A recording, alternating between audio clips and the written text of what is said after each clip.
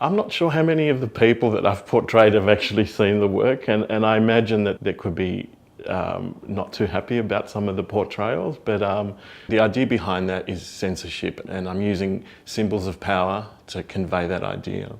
The idea of documents or information that's been censored, usually in the form of the documents that have been blacked out. Generally, I mean, to put it generally, they're politically and socially based ideas, but I try to inject humour and other elements in there as well. So I don't like to produce work that kind of preaches, moral ideas or anything like that. So, but that's a basic core for the conceptual basis of the works.